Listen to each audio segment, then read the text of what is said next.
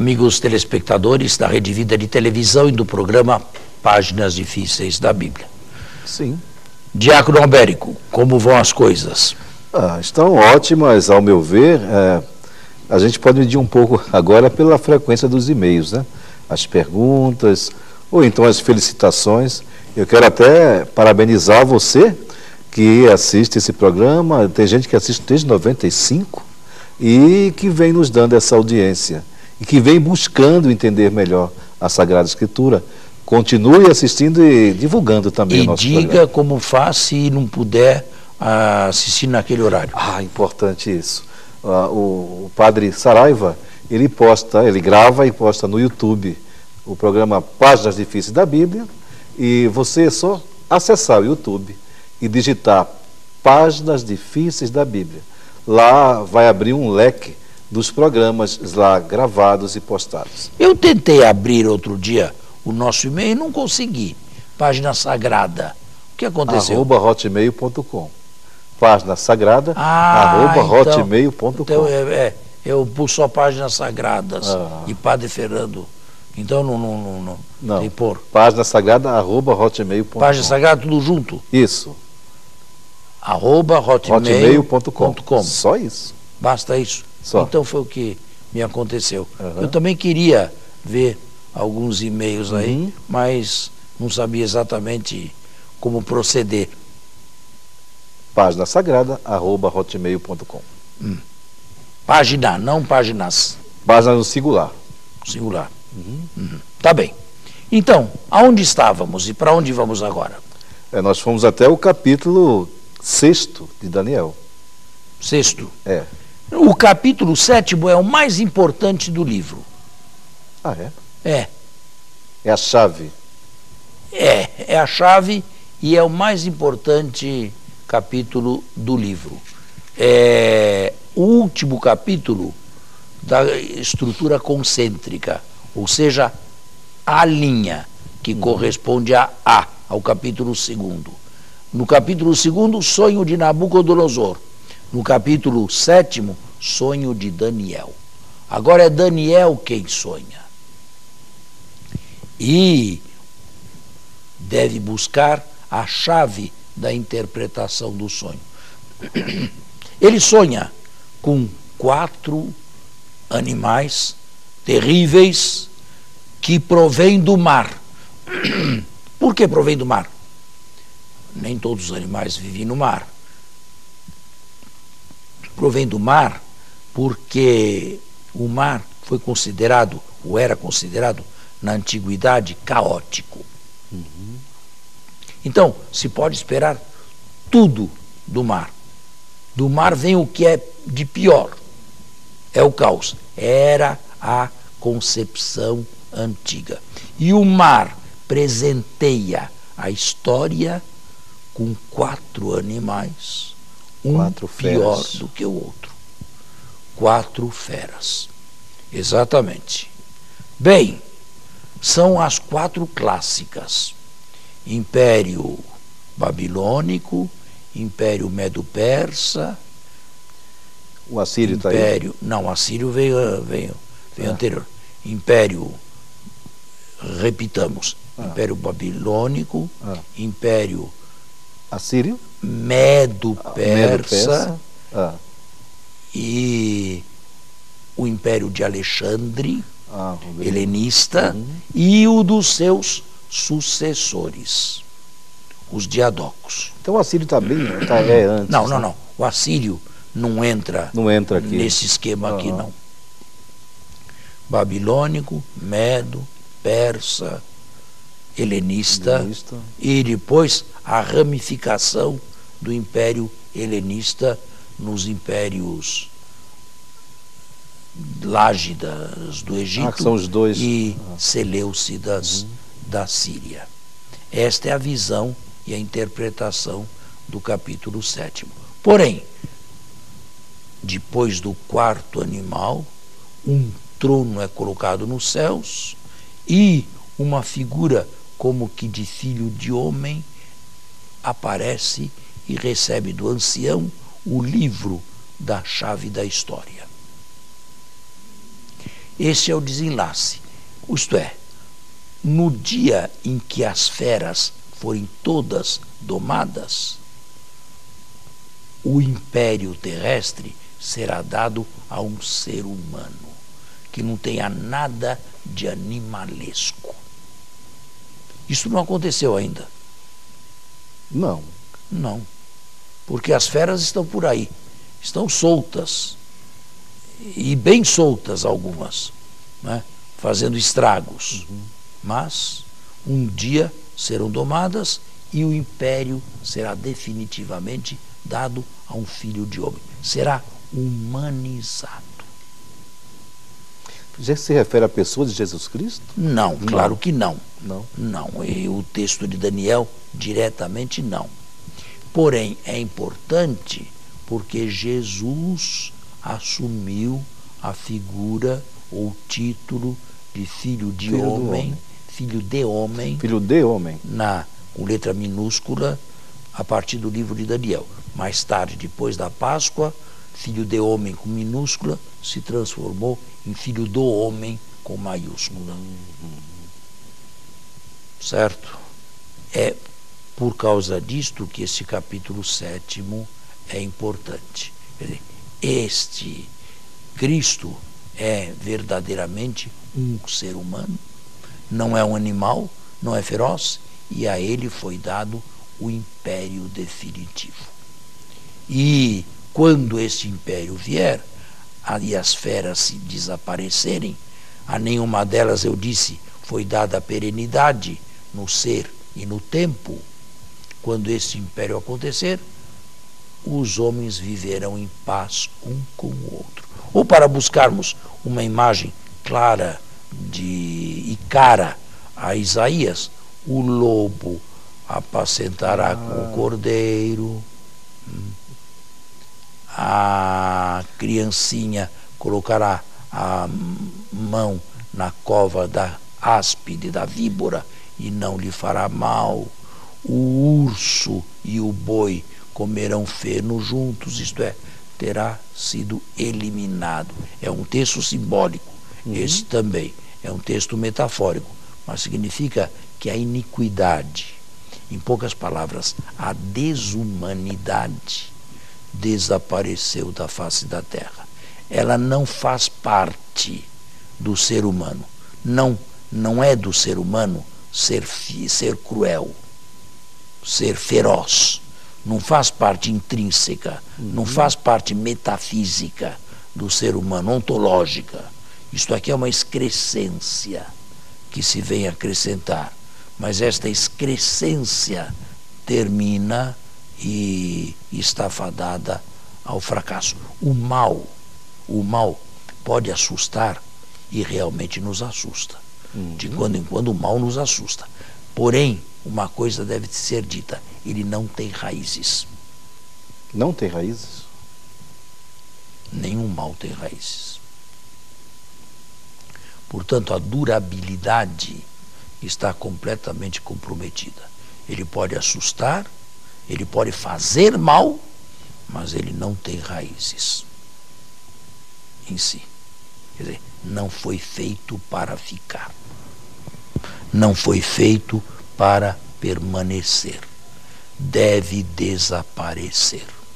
Podemos dizer, é temporário. É temporário? É temporário. Faz parte de uma época da história. Porque Deus o permite, nenhum Apocalipse o diz. Isto entra no segredo de Deus. Mas está claro que Deus tem a história nas próprias mãos. E quando parece que os animais vão levar a melhor, é Deus quem dirige os acontecimentos históricos e os entrega a um filho de homem, a um ser humano. Muito reconfortante, né? Saber disso, esperançoso. Quem lia este livro aqui não era uma literatura de cabeceira ou de criancinha, ou sei lá quê. Era um livro profundamente consolador para quem não sabia se amanhã, por causa da sua fé, estaria vivo ou não. Este deveria encontrar consolo. Aonde? Numa leitura ou na leitura de um livro apocalíptico como Daniel. Quantos judeus enfrentaram até a morte alimentados por este livro aqui? O mal faz mal, mas ele não tem raízes. Ele não foi feito para durar por todo sempre. Ele desaparece também. E às vezes desaparece da forma que menos se esperava. Lembra-se, em 89, da quebra da União Soviética? Sim, sim. Eu me lembro perfeitamente. Aquilo parecia que tinha raízes para durar 100 anos. De repente, o trem da história, que ia na direção de Moscou, descarrilhou. E sem derramar uma gota de sangue, o que é mais irônico. Descarrilhou. Acabou. Desapareceu. Aqueles países todos submetidos ao império de Moscou ficaram livres. Ninguém imaginava isso 2 anos antes. Aconteceu. E essas coisas, quando acontecem, fazem bem para nós, porque nós nos lembramos de que o mal não foi feito para durar sempre. A queda do muro de Berlim também está nesse... Foi nessa época aí. Foi, dia 9 de novembro de 89. Certo. Pois é. Eu atravessei aquele muro lá 2 vezes. Agora não existe mais. O mal não foi feito para durar para sempre. Vamos fazer o intervalo.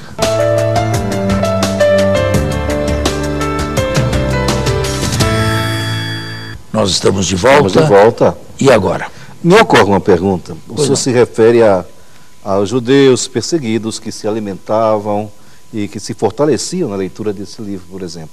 Mas os cristãos, nas suas perseguições, também liam este livro, sim ou não? O livro de Daniel Sim. pode ter sido lido, sim, porque fazia parte das escrituras. Agora, o cânon dos livros sagrados do Novo Testamento foi sendo paulatinamente arrumado, ou arranjado.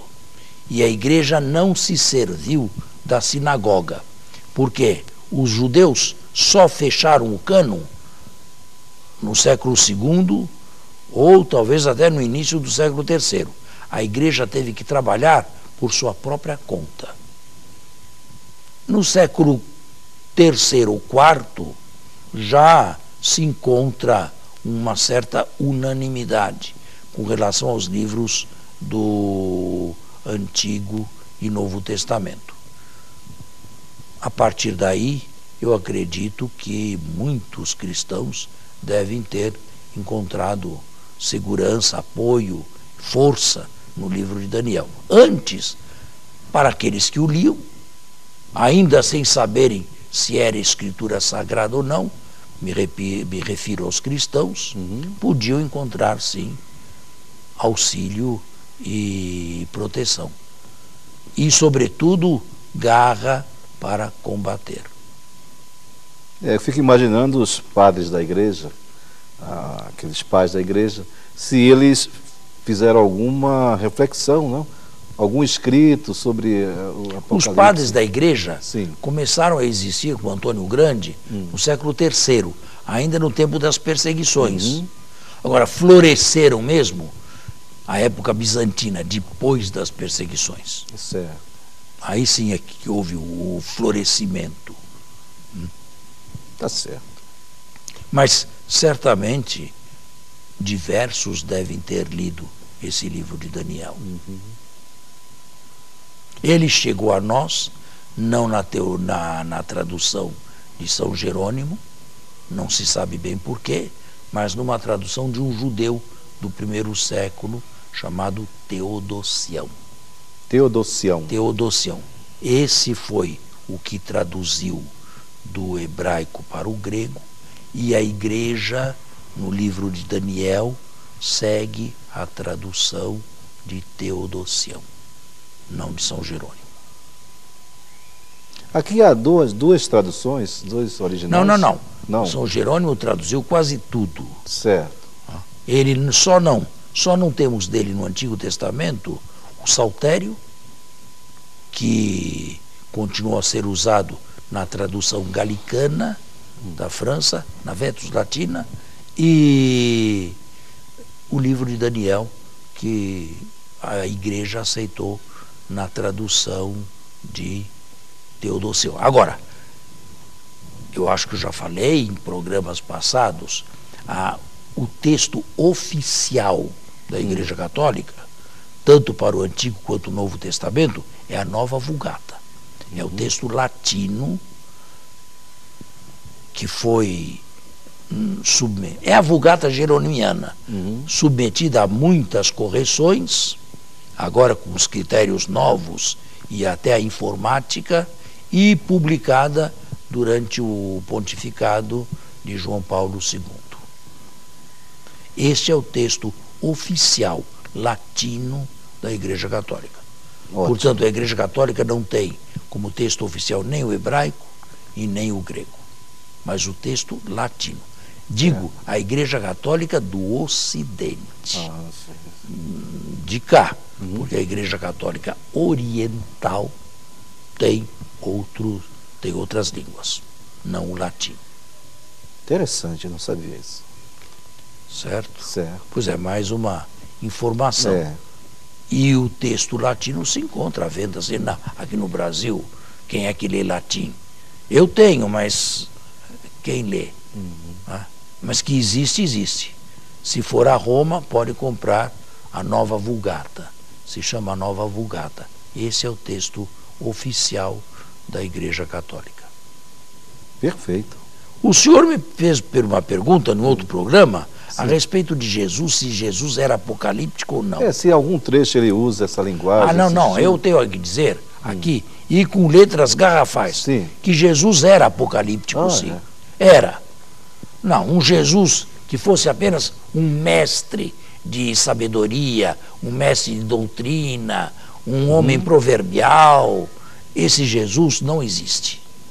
Jesus era apocalíptico e tinha ideias apocalípticas. E os evangelhos contêm um pequeno apocalipse atribuído a Jesus. Por exemplo, Marcos capítulo 13. A destruição de Jerusalém e o fim do mundo. Narrados por Jesus. Em Lucas também deve ter. Se refere à lua que muda de cor. Lucas e Mateus são tributários de Marcos, também tem. O único que não tem é João. Os sinóticos todos trazem pelo menos um capítulo apocalíptico colocado na boca de Jesus. Jesus era um judeu, mestre de sabedoria, mas também apocalíptico. Ele também esperava o reino de Deus e esperava o reino de Deus para breve. Para breve. De tal maneira que ele julgava que fizesse o que quisessem com ele, mas Deus o reintegraria no reino quando ele viesse. Hoje mesmo estarás comigo no meu reino? Não, isto é dito ao outro. A Jesus, nós sabemos, ele foi integrado plenamente com a ressurreição. E mais, o reino de Deus nada mais é do que o Cristo crucificado e ressuscitado. Este é o reino de Deus. Este é o reino. E aqueles que se unem como membros dele. Bom, que bom. E assim se resolve também a famosa questão, como se passa da religião de Jesus, que falava do Pai, do reino de Deus, para a religião de Paulo, que fala do Filho e do Filho crucificado. A religião do Pai passou para a religião do Filho. Jesus anuncia o Pai e Paulo anuncia o Filho. Pois é, mas no Filho estava o Pai glorificado.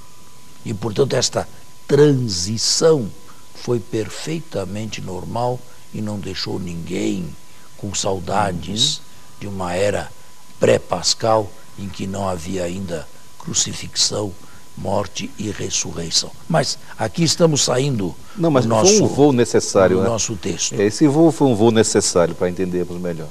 O capítulo 8º não faz parte da estrutura concêntrica. Ele é a segunda parte do livro de Daniel.